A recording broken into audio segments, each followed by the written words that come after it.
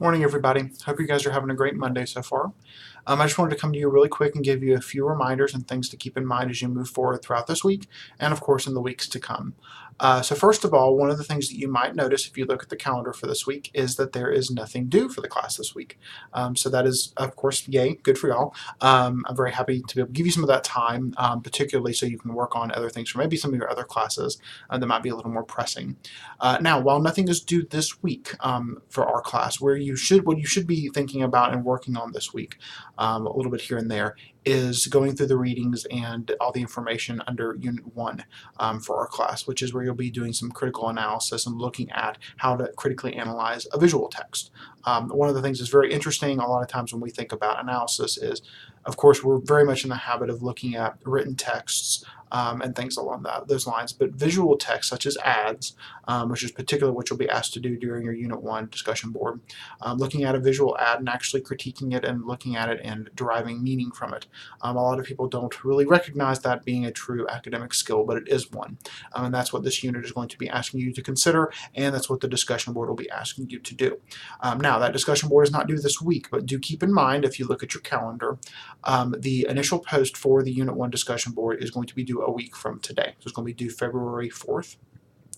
And then your two replies to your classmates will be due on the 7th, so just a few days after. So again, nothing is due this week, but next week on the 4th is going to be the initial post for Unit 1 discussion board, and the two replies are going to be due on the 7th. So again, keep that in mind.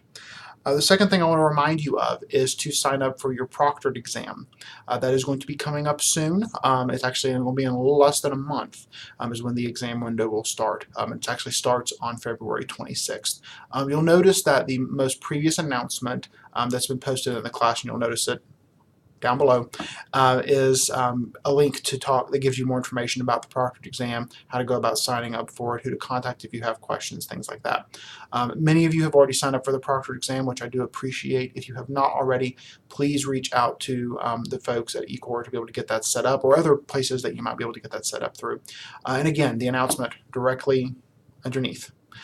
This one has a link where you can click on that information, so definitely take advantage of that. And of course, if you have any questions about the proctored exam, please let me know. I'll be happy to help you out as I can, or direct you to someone who can directly answer your question. And then the last thing I want to remind you of is, as you all are going throughout the course, throughout the entire semester, please feel free to reach out to me if you have any questions about anything related to our class. I'll be more than happy to help you out.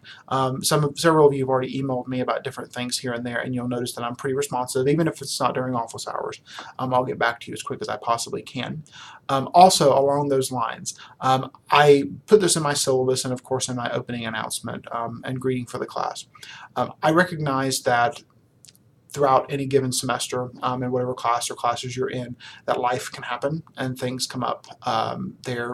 Different circumstances can arise which might cause you to have to, blip out of the class for a minute and not be able to check in for a couple of days, or something might happen. And if it does, of course, I do want you to keep up with your work as much as you can. But if you do need some more time, or something has happened and you would like an extension on something, please email me and let me know.